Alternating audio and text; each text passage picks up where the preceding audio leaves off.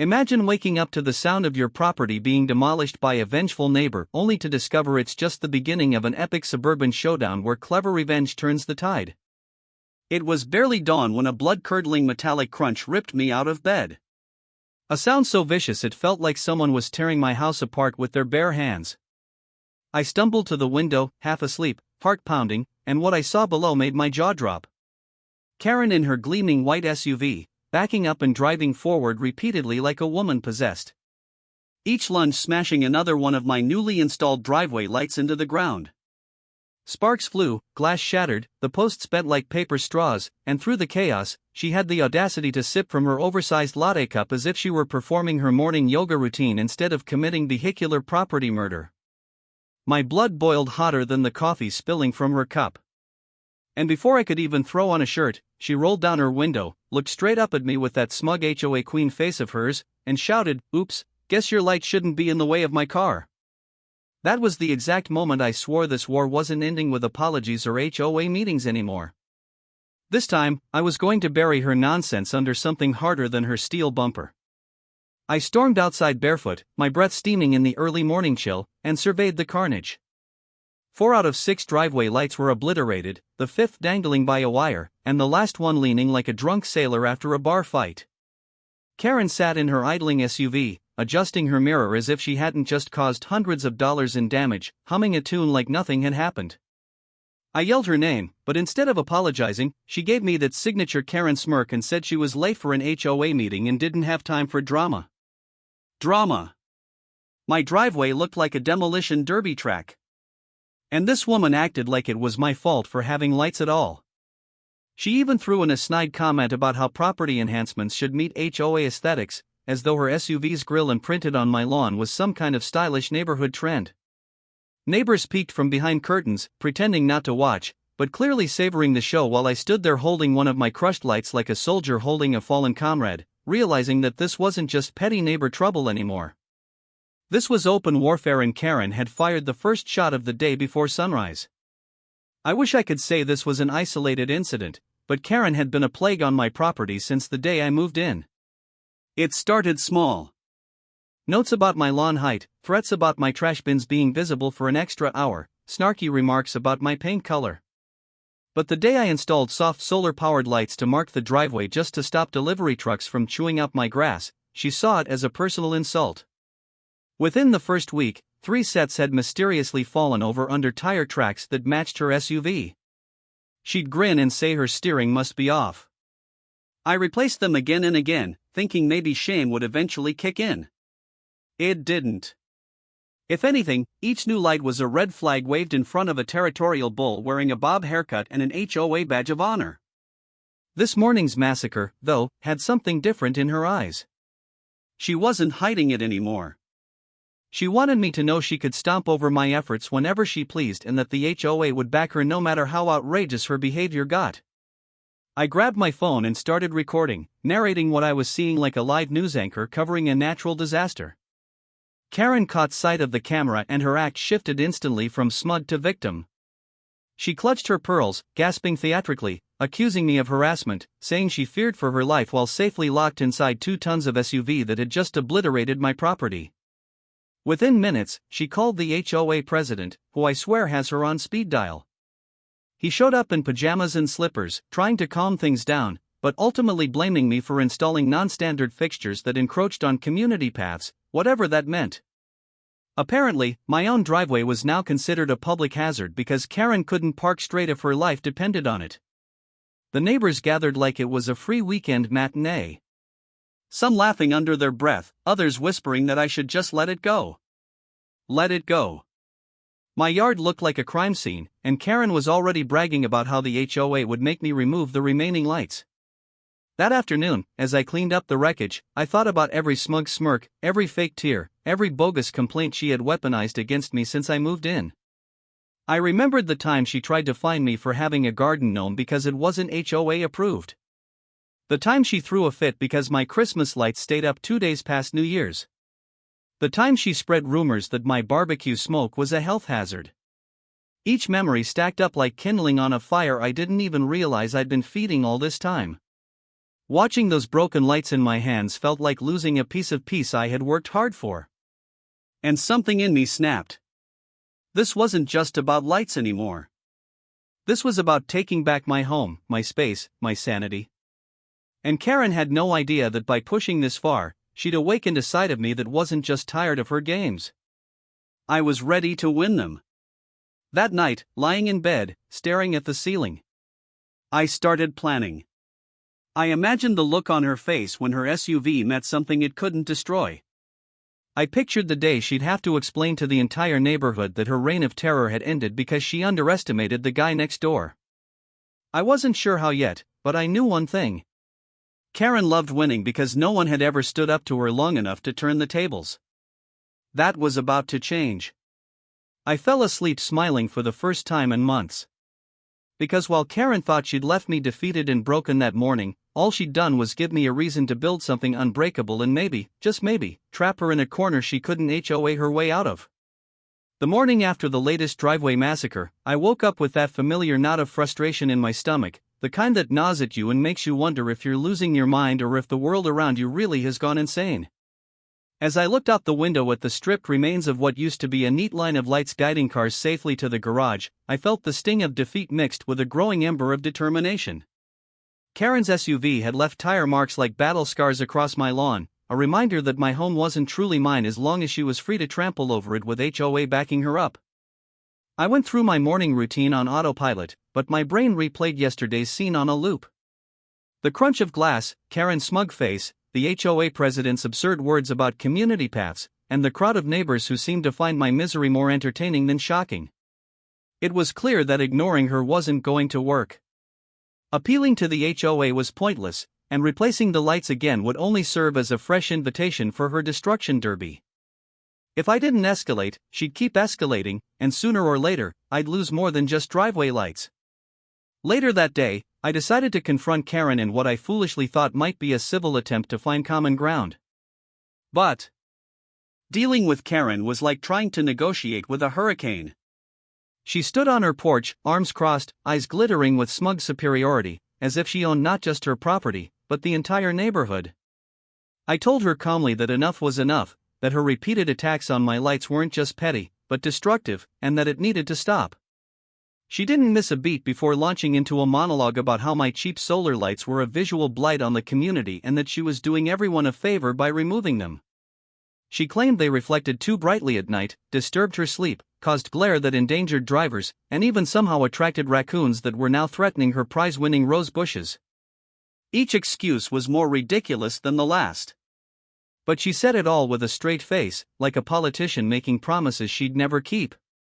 When I asked why she didn't simply talk to me instead of running over them, she let out a laugh that made my blood boil and said, "Because talking to you doesn't get results. This does." I walked away fuming, knowing there was no reasoning with her. Later that afternoon, I attended yet another HOA meeting, hoping maybe someone, anyone, would finally acknowledge her behavior. As usual, the room was stacked with Karen's allies. People too afraid of her wrath or too amused by her antics to step in.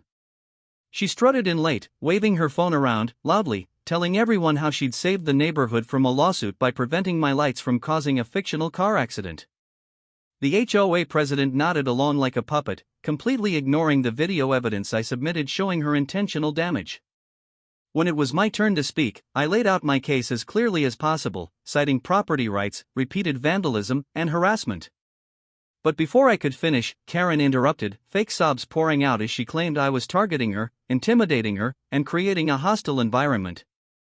She even threw in a dramatic line about how she feared for her safety because I had dangerous objects near the driveway. The board ate up every word, nodding solemnly as if she were a victim of my imaginary tyranny. I left the meeting in disbelief, realizing Karen had twisted the entire neighborhood against me with her wild fabrications. Logic and reason were useless weapons here, and if I wanted peace, I had to stop playing by the rules that Karen had already corrupted beyond recognition. The next few days were a blur of petty torment. Karen made it her mission to remind me that in this game she had all the cards. She deliberately parked her SUV with its rear tires grazing my lawn, tossed trash just over the property line, and left HOA notices on my door claiming violations for things like my mailbox being half an inch too high or my lawn gnome facing the wrong direction. It was absurd, exhausting, and relentless. Each stunt was followed by that same grin, that unspoken challenge daring me to fight back so she could twist the story further. At night, I lay awake staring at the ceiling. The sounds of her barking dog or revving engine just beyond the window, making it impossible to relax. I began to understand that Karen thrived on control, feeding off the chaos she created, and every attempt I made to be reasonable only fueled her power trip. One evening, my friend Mark stopped by after seeing yet another HOA complaint taped to my door. He listened as I vented, pacing my living room like a caged animal, describing every insane thing Karen had done in the past week alone. He laughed at first, but when he saw how tense I was, his face turned serious. "Man, this isn't just annoying anymore," he said, shaking his head. "She's targeting you because she knows you won't do anything about it. You need to hit back harder than she ever expected." At first, I hesitated, worried about escalating the situation. But then I remembered the crunch of my lights under her tires, the humiliation of that HOA meeting, the smug look on her face as she walked away scot-free every single time. Mark was right. I couldn't play defense anymore. It was time to flip the script. Not with yelling or more meetings, but with something clever, unbreakable, and undeniable. That night, fueled by frustration and adrenaline, I started sketching ideas on a notepad.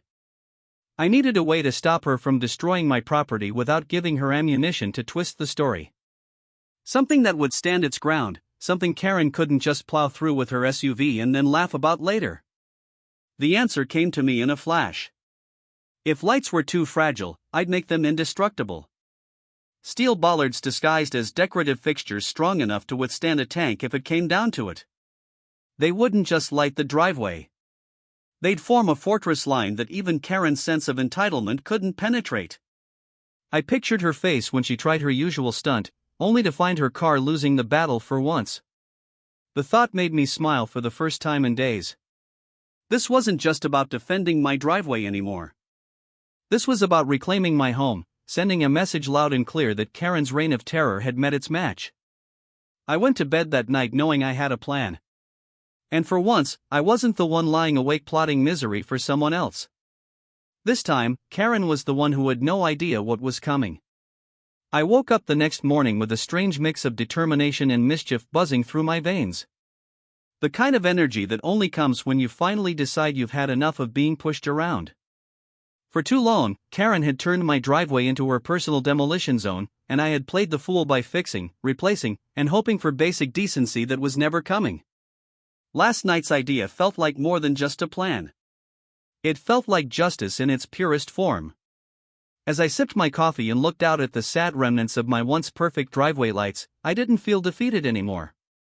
I felt like an architect of my own revenge, ready to build something Karen couldn't crush under her tires or manipulate with her crocodile tears. Steel bollards weren't just a solution. They were my declaration of independence from her tyranny. I spent the morning researching everything I could about bollards, decorative posts, and installation methods that would make them both functional and unmovable. My friend Mark came over intrigued after hearing my plan, and together we brainstormed how to make the setup look innocent enough to pass HOA scrutiny while being tough enough to stop a rampaging SUV in its tracks. We laughed at the absurdity of it all. Two grown men planning fortifications for a suburban driveway as if preparing for a medieval siege. But under the humor was real anger and exhaustion. Karen had stripped away every ounce of normal neighborly civility and left me with only one option. Build defenses like I was expecting an invasion. Mark suggested filling the posts with concrete, making them essentially immovable. I added solar-powered caps to give them a legitimate light fixture appearance, knowing Karen would try to complain to the HOA if they looked too industrial. The plan took shape rapidly, each detail feeling like one more layer of armor against her insanity. The next few days were a blur of preparation. I rented tools, bought steel pipes thick enough to survive a direct hit, bags of cement, and decorative toppers that looked fancy enough to make even the pickiest HOA member nod in approval. I worked mostly at night, headlights and work lamps illuminating the driveway as I dug holes and set the foundations, determined to keep Karen guessing. Every clang of metal against rock, every scoop of dirt felt like a release of pent-up frustration that had been festering for months. I imagined Karen's face every time I swung the sledgehammer. Each strike not just building a barrier, but reclaiming a piece of the dignity she had stolen with her relentless harassment. Mark kept watch, half expecting Karen to come snooping. But surprisingly, she kept her distance, probably assuming I was just reinstalling another set of pathetic lights for her to crush later. By the time the installation was complete, the driveway looked transformed. The new posts stood firm and elegant, perfectly aligned, their solar caps glowing softly as the sun set. To anyone else, they were simply decorative lights, a classy touch to the property. But beneath that appearance was raw, unyielding steel embedded deep into the ground, anchored with enough concrete to stop a runaway truck. I stood there admiring the work, feeling a sense of pride and anticipation unlike anything I'd felt since moving into this HOA nightmare. For the first time in months, I looked forward to Karen's morning ritual of destruction. Because this time, the rules of her game were about to change. The opportunity came sooner than expected. The very next morning, as I sipped my coffee on the porch, Karen's familiar white SUV rounded the corner. My heart raced, part of me anxious, part of me giddy, knowing what was about to unfold. As usual, she pretended not to see me, angled her car toward my driveway lights, and pressed on the gas with the same entitlement she always had, convinced the universe existed to bend beneath her wheels. But this time, instead of the usual crunch of shattered plastic and glass, there was a loud metallic thud followed by a horrific screech as her bumper met immovable steel. The impact jolted her entire SUV, the front end bouncing up slightly before crashing back down, leaving an unmistakable dent where she had expected victory. The sound was glorious, a symphony of karma finally playing its first note. I couldn't help but grin as I stepped off the porch, phone in hand, recording every second. Karen jumped out of her SUV, face redder than I'd ever seen, sputtering a mix of outrage and disbelief. She stomped over to the bollards, kicking one in vain, realizing for the first time that she was no longer dealing with flimsy solar lights. "What did you do?" she screeched as if my decision to protect my own property was some personal crime against her. I calmly explained they were decorative steel posts perfectly within HOA guidelines installed for safety and aesthetic purposes. The neighbors started gathering phones out filming her meltdown. She tried to argue that they were too close to the community path, the same excuse she'd used before, but even the onlookers weren't buying it this time. The best part was the damage to her precious SUV's bumper. A visible badge of defeat that no HOA meeting could erase. Karen's tirade ended with her screaming that she'd have me fined and possibly arrested. Empty threats that sounded weaker than ever as she retreated to her car and sped off, tail between her legs. For the rest of the day, I couldn't wipe the grin off my face. The bollard stood proudly, untouched and undamaged, while Karen's SUV limped down the street with a dented front end that told the whole story. For the first time, I felt a shift in the neighborhood dynamic. People whispered to each other, some giving me nods of approval, others hiding their laughter behind closed blinds. Karen wasn't used to losing, and everyone knew it. I had flipped the script, proven that her reign of petty terror wasn't invincible. But deep down, I knew this was just the opening round. Karen wouldn't back down entirely. She was the type to double down, to plot her own form of retaliation, desperate to reclaim her imagined throne as queen of the HOA battlefield. I couldn't predict what her next move would be, but I knew one thing for certain. This war wasn't over. The steel posts had changed the rules, but to truly win, I needed to be ready for whatever insanity Karen threw at me next. Because the look in her eyes before she drove off wasn't one of defeat. It was a promise of escalation, and I was more than ready for it. The morning after Karen's failed attempt to turn my driveway into her personal demolition derby, I knew there was no way she would let the bollard incident go quietly. People like Karen didn't know how to lose gracefully. And judging by the way she sped off yesterday, bumper hanging lower than her pride, she was already scheming her next move. I woke up early, expecting some form of retaliation. But the day started eerily calm. The sun rose, birds chirped, and my steel posts stood tall and unscathed, gleaming like silent sentinels guarding my property. It almost felt like victory until a knock at my door shattered the illusion. Standing there was an officer from the local police department with Karen by his side. fake tears streaming down her face as she clutched her neck dramatically, claiming emotional distress and vehicle damage caused by my so-called illegal driveway barricades. I kept my cool, explained calmly that they were decorative safety posts within property boundaries, even pulled out the HOA's own written rules to prove it. The officer looked less than impressed with Karen's story, especially when I showed him the security footage of her intentionally driving onto my property to crush the lights. He warned her to stay off my driveway and left. But the look she shot me over his shoulder made one thing crystal clear. This wasn't over. Not by a long shot. Within hours, Karen launched a new offensive. The first wave came in the form of noise complaints. Suddenly, every little sound I made was reported to the HOA as a violation. The lawn mower on a Saturday morning. Too loud. A delivery truck idling for 3 minutes, disturbing the peace. Even the sound of my dog barking once sent her into a frenzy, claiming it was ruining her quality of life. The HOA board predictably lapped up every complaint and sent me warning letters faster than the mailman could keep up. Then came the garbage stunt. One evening, I returned home to find my lawn littered with trash bags torn open, contents spilling everywhere. As I cleaned it up, Karen stood on her porch, feigning innocence, sipping her wine while muttering loudly enough for me to hear that some people just attract filth. It was the kind of psychological warfare she excelled at, never leaving clear proof.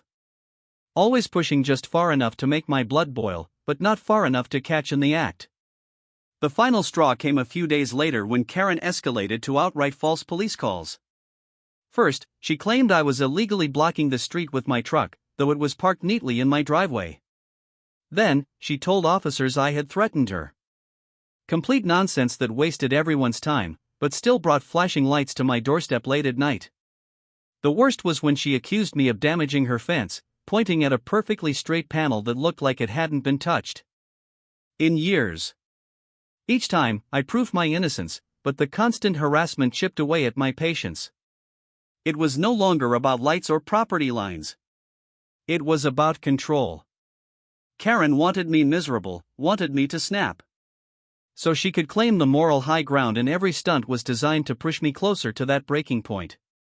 But what she didn't realize was that every attack only sharpened my resolve. She wasn't dealing with someone who would roll over anymore.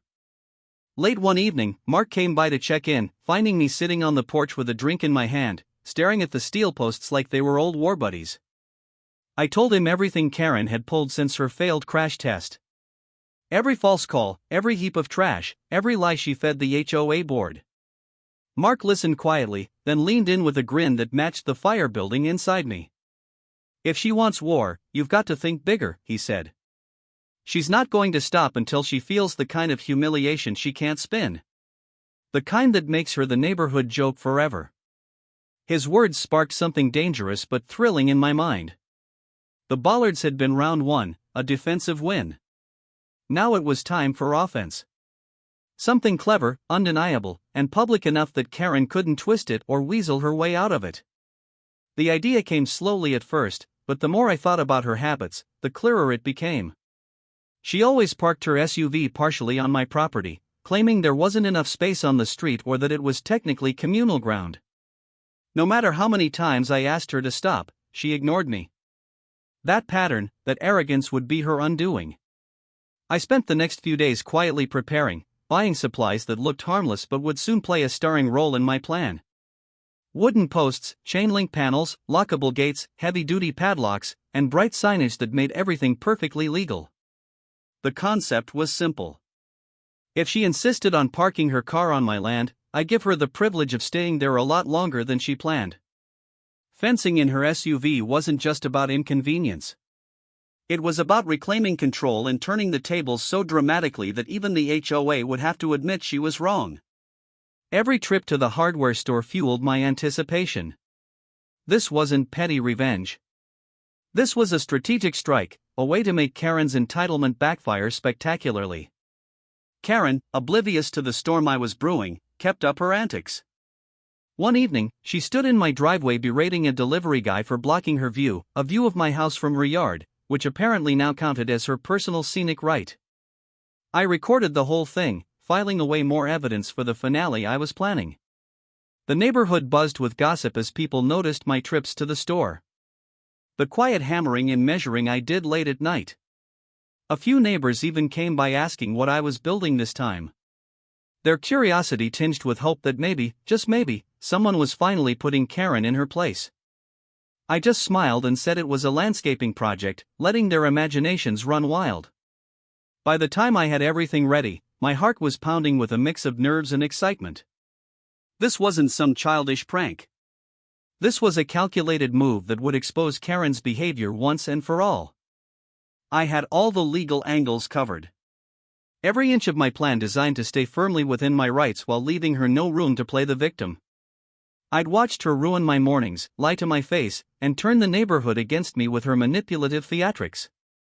Now it was my turn to write the story, one where she couldn't twist the ending to suit her narrative. As I stood in the dark, looking at the pile of fencing panels leaning against the side of my house, I knew the next time Karen parked her SUV across my property line, it would be the last time she ever dared to cross that invisible boundary. She wanted a war. I was about to give her a battle she could never forget. And this time, it wouldn't be my driveway lights taking the hit. It would be her ego, locked up and on full display for the whole neighborhood to witness. The morning came heavy with clouds, a gray blanket hanging over the neighborhood as if the sky itself sensed that today was not going to be ordinary. I stood by the window with my coffee, staring at my driveway like a hunter waiting for prey. My plan was simple, but it required patience and precision. Karen was a creature of habit, and her habit was parking her SUV partly on my property every chance she got, pretending the street didn't have enough space, or that her driveway was too tight, despite having enough room to fit 2 cars comfortably. Today I would let her do what she always did.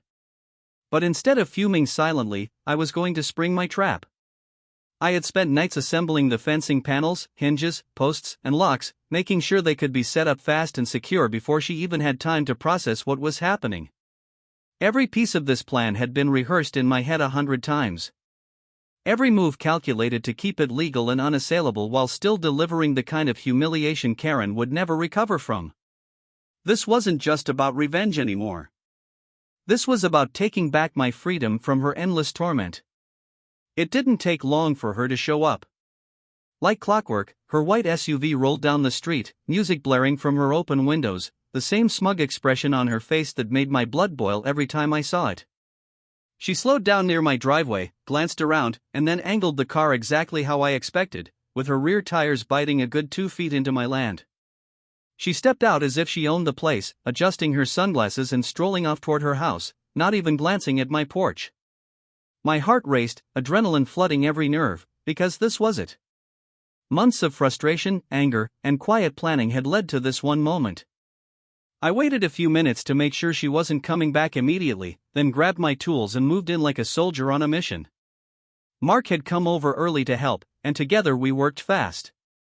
Our movements practiced in silent. We hammered in the posts around the perimeter of her SUV, connecting the chain link panels one by one until her car was surrounded on 3 sides, the 4th blocked by my garage wall. The gate swung shut with a satisfying clang, and I snapped the padlock in place, the metallic click echoing like a judge's gavel, declaring final judgment. We stepped back, breathing hard, looking at the masterpiece of pettiness and justice standing there in my driveway. Karen's SUV, her symbol of dominance, was now caged like a wild animal in a trap, perfectly legal, perfectly on my property, and perfectly unmovable without my say-so. I could already imagine her face when she returned to find her kingdom under siege, her entitlement stripped bare for all the neighbors to witness.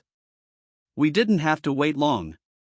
About an hour later, Karen strutted back down the street, phone in hand, yelling at someone about HOA meeting agendas as if she were running for president of the world. She stopped dead in her tracks when she saw the fence. At first, she blinked, confused, as though her mind refused to process what her eyes were seeing. Then, the color rose in her face, turning it a shade of crimson I didn't know was humanly possible. "What is this?" she shrieked, storming up to the fence, rattling it like a caged animal. I stepped out from the porch, as calm as a summer breeze, coffee mug in hand, and told her plainly that since her car was trespassing on my property yet again, I had decided to keep it safe and sound until we could have a civilized conversation about boundaries. Mark snorted with laughter beside me, unable to contain himself as Karen's mouth opened and closed like a fish gasping for air. What followed was the meltdown of the century. Karen screamed about calling the police, suing me for false imprisonment of her vehicle, demanding the HOA fine me into oblivion. She threw every threat she could think of, voice cracking as more neighbors emerged from their homes, phones out recording the spectacle. The crowd grew quickly, whispers turning to chuckles, then outright laughter as Karen's tirade became more desperate. She claimed I had built a dangerous illegal structure, that I was endangering community harmony, and that my fence was a weapon of intimidation. I simply pointed to the property markers clearly visible in the ground and reminded everyone that she had parked on my land without permission, meaning legally her car was trespassing. The more she screamed, the more ridiculous she looked, pacing back and forth inside the fenced area, clutching her head, trying to figure out how her life had flipped upside down in an instant. Eventually, the police arrived, lights flashing, sirens briefly cutting through the laughter of the neighborhood audience. Karen ran to them like a child tattling on a sibling, spinning a dramatic tale about being victimized by a deranged neighbor holding her car hostage. The officers listened patiently, then came over to hear my side. I showed them property deeds, footage of her repeatedly parking on my land, and even copies of past HOA notices proving I had warned her multiple times. When they inspected the fence and confirmed it was entirely on my property, one of the officers actually smirked, barely hiding his amusement. They explained to Karen that while she was free to take legal action if she wanted, I was within my rights to secure my property against trespassing vehicles. The look on Karen's face at that moment was priceless. A mix of rage, disbelief, and sheer humiliation as the realization sank in that for once the law wasn't bending to her will. The crowd of neighbors began clapping, a slow, mocking applause that spread down the street like wildfire. Someone even yelled, "Looks like Karen's the one fenced in now," sending ripples of laughter through the group.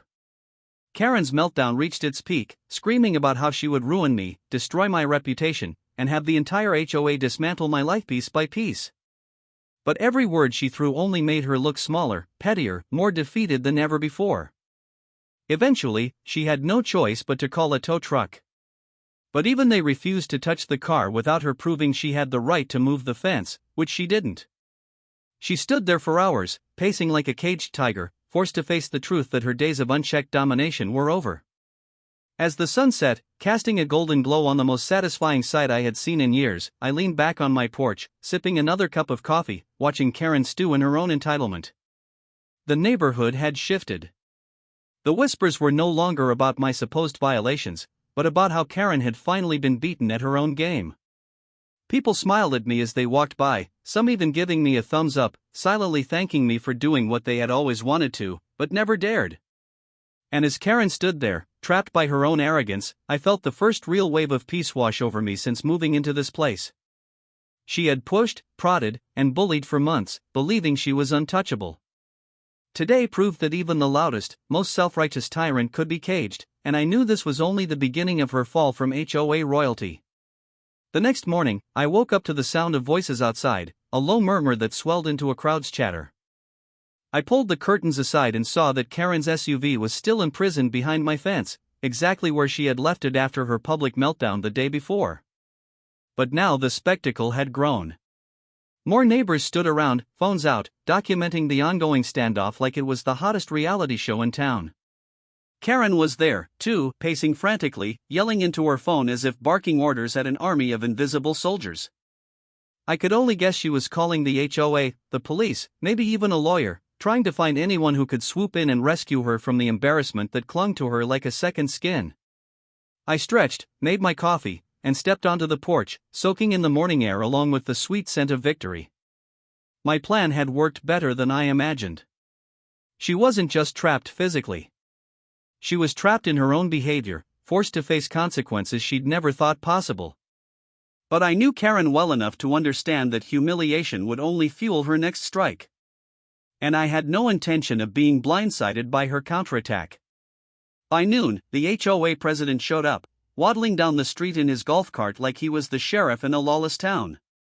He parked beside the crowd, puffed out his chest, and marched toward me with a self-importance that would have been laughable if I weren't already used to his ridiculous power trips.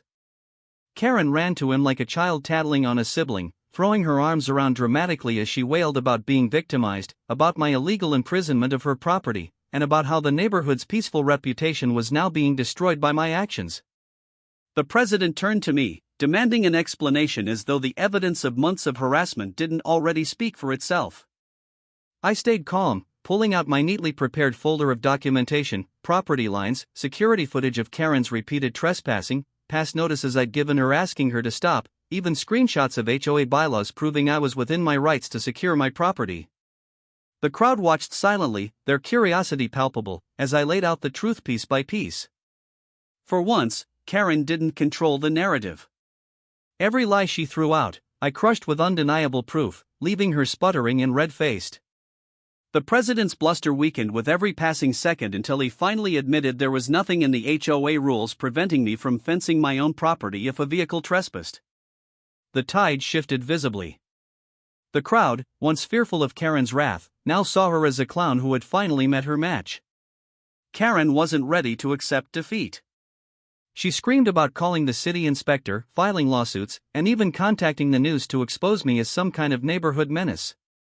But this time, the audience wasn't buying it. Neighbors openly laughed, some recording, others making jokes about needing reservations to park on my land. The humiliation was public, raw, and irreversible. Karen had built her power on fear and intimidation, but fear only worked when people believed it. Today, they were witnessing her downfall in real time, and I could see the cracks forming in her once unshakable authority. The HOA president, realizing his alliance with Karen was no longer popular, began distancing himself, muttering something about needing to review policies before scurrying off in his cart, leaving her stranded in her own mess. The police eventually arrived again, called by Karen in one last desperate attempt to reclaim control. She tried the same tearful act as before, claiming harassment, emotional trauma, false imprisonment of her vehicle, but this time the officers had already seen the footage, already knew the history, and they weren't interested in playing her game. One officer calmly explained that Karen was trespassing, that my fence was fully legal, and that her only option was to remove her car voluntarily and stay off my property in the future. Her shriek of outrage could have shattered glass, but there was nothing left for her to do. The power she had wielded for so long, the ability to twist reality and make everyone dance to her tune, was gone. She stood there trembling with fury as the officers told her to keep her car off my land or face citations for trespassing herself. The balance of power had shifted permanently, and the crowd knew it. But just as I began to feel the sweet taste of complete victory, Karen launched one final desperate stunt that almost pushed me over the edge. Later that evening, long after most neighbors had gone inside, I heard rustling near the fence. I flicked on my porch light and saw Karen had pulled up, sneaking around with a pair of bolt cutters, muttering under her breath as she tried to cut through the chain link panels. I grabbed my phone, started recording, and walked out casually, asking if she needed a hand committing her next felony. She froze like a deer in headlights, then launched into a frenzied rant about how I had forced her into this because no decent person would lock up someone's car like an animal. I reminded her calmly that this entire fiasco could have been avoided if she respected boundaries, something she clearly couldn't comprehend. The recording captured every word, every pathetic excuse, every moment of her attempting vandalism on my property. It was the final nail in the coffin of her credibility, undeniable proof of her malicious intent. When the police arrived yet again, summoned by my call, this time, they didn't bother with long conversations. They issued her a citation on the spot for trespassing and attempted property damage, escorting her back to her house while the neighborhood watched from their windows, shaking their heads in disbelief. By the time the tow truck arrived the next day to remove her SUV, the entire street was buzzing. Videos of Karen screaming, her bolt cutter escapade, and her public humiliation had spread through the community group chat like wildfire. People who had once feared her HOA wrath now openly mocked her. Memes appeared comparing her to a wild raccoon trapped in a cage, and whispers began about replacing her on the HOA board entirely. The shift was undeniable. For years, she had ruled through manipulation and intimidation, turning neighbor against neighbor. But now, the curtain had been pulled back. Everyone saw the truth.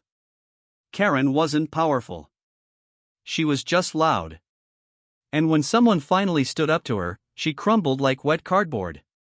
As I sat on my porch watching the tow truck finally haul her car away, a sense of deep, satisfying peace settled over me. The war wasn't just about driveway lights anymore. It had become a battle for sanity, a stand against toxic power that had poisoned the neighborhood for too long. And for the first time, it felt like we were all free from her grip.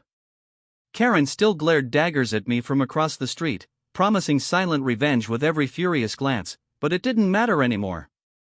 The narrative had changed. She could try every trick in the book. But the neighborhood had seen her true face, and there was no coming back from that.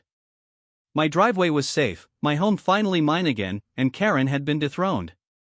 Not by shouting louder or sinking to her level, but by giving her a taste of her own medicine in front of everyone she once controlled. The fence may have been temporary, but the message it sent would last forever. The week following the great car fencing incident felt surreal, as if a heavy storm had finally passed, but left behind a neighborhood that would never be the same again. Karen had been forced to eat the bitterest slice of humble pie in front of the entire street. Her SUV hauled away like evidence from a crime scene, her reputation shattered, and her once unshakable command over the HOA reduced to whispers and mockery. Yet, even as the days rolled on, I knew Karen wasn't the type to let a defeat go unanswered. People like her thrived on control, and when it slipped from their grasp, they clawed and scratched to get it back. Even if it meant going down swinging, the air around her house felt charged. The curtains twitching every time someone passed. And though she stayed quiet for a while, I could feel the tension building, the silence of a wounded predator plotting its next strike. I wasn't afraid this time, not after everything we had been through. If anything, I was ready, watching and waiting, knowing that if she made another move, it would be her last act of neighborhood tyranny. The final chapter of our war began one muggy evening when I caught sight of Karen sneaking down the street again. This time carrying a bucket of paint and a bag of what looked like nails. The plan must have been to vandalize my property under the cover of darkness to get one last hit in before retreating to her lair. But luck or fate wasn't on her side anymore. What she didn't know was that after her previous stunt with the bolt cutters, I had installed motion sensor lights and additional cameras all over the driveway, turning my property into a stage where any act of malice would have a full audience. As soon as she stepped onto my lawn, lights blazed on like a prison yard. Cameras whirred, and I stepped out onto the porch with my phone already recording. Her eyes went wide, and for a second she looked almost human, like someone who finally realized she had lost the war and was just making a fool of herself. But then came the screaming, the same indignant, self-righteous shrieking that had echoed through this neighborhood for years, as if sheer volume could undo her actions. She claimed she was just passing by. The nails were for a craft project, the paint for HOA signs. Each excuse more pathetic than the last. My calm response, my refusal to shout or curse, only made her unravel faster, her mask of control peeling away with every second that ticked by on my recording. The police arrived swiftly this time, likely tired of being called to our block yet again, but unwilling to let Karen's antics slide. The footage I had paired with a bag of nails and bucket of paint clearly intended for vandalism left little room for her usual theatrics. She tried tears, tried blaming me for provoking her, even tried accusing me of harassment for having security cameras on my own property. None of it stuck. The officers warned her in no uncertain terms that one more incident would lead to charges she couldn't weasel out of, potentially even a restraining order. Watching her stumble back to her house, humiliated yet again in front of the neighbors who had gathered to witness the drama, I felt an overwhelming sense of closure.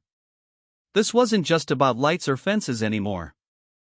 This was about finally putting an end to a reign of entitlement that had plagued everyone on this street for far too long. Karen's last-ditch effort had blown up in her face, leaving her stripped of any illusion of power or influence she once held over us. In the weeks that followed, the neighborhood underwent a quiet transformation. People who used to cower under Karen's watchful eye began to breathe freely. Conversations shifted from gossip about fines and petty infractions to laughter about her public downfall. The HOA board, embarrassed by how blatantly they had protected her for so long, began revising rules, finally enforcing them fairly. The president even came to me privately, mumbling something that might have been an apology, though it was so awkward and half-hearted it barely counted. Still, it was progress, and it signaled the end of the Karen dictatorship once and for all. My driveway lights, now safely protected by steel bollards, glowed peacefully every night, unbothered and unbroken, symbols of a small but hard-earned victory that had cost months of patience and planning, but was worth every second. One afternoon, the HOA held a special meeting to vote on replacing board members, something that hadn't happened in years. The turnout was larger than ever, neighbors eager to reclaim control from Karen and her allies. When the ballots were counted and Karen's name was officially removed from any position of authority, the cheer that erupted was louder than any 4th of July fireworks display. Some neighbors even brought out champagne, toasting to a new era of peace.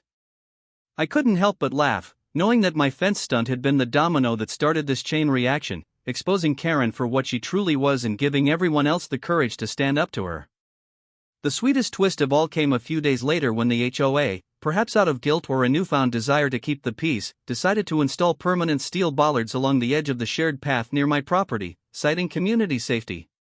The best part, they voted to name them after Karen, a satirical gesture that cemented her legacy as the very problem she had once tried to frame me for.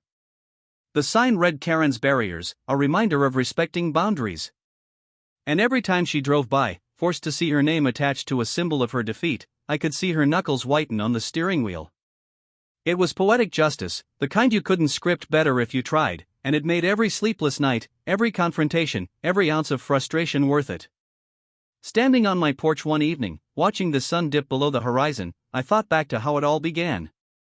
The quiet guy just trying to light his driveway. The petty tyrant determined to crush it under her SUV. The endless cycle of destruction and gaslighting that nearly drove me out of my own home. It had felt hopeless at times, like I was the crazy one for expecting basic decency in a neighborhood ruled by fear and favoritism. But in the end, standing my ground, fighting smart instead of loud, had turned the tide. Karen hadn't just been beaten. She had been exposed. Her empire of intimidation dismantled piece by piece until nothing remained but the legend of her downfall. That night, as the lights along my driveway glowed softly beside the unmovable steel posts, I finally felt peace settle over the home I had nearly given up on. Karen still lived across the street, but her power was gone, her threats empty, her reputation a punchline everyone shared over backyard barbecues. My life, my property, my sanity had been restored, and I couldn't help but chuckle at the irony that all it took to end a tyrant's reign was giving her a taste of her own medicine and a fence strong enough to cage her arrogance. The war was over and the victory was mine, not just for me, but for every neighbor who had ever suffered under Karen's rule. And as I closed my eyes that night, drifting into the first truly restful sleep I'd had in months, one thought echoed in my mind with a grin I couldn't suppress. Steel had solved what words and reason never could.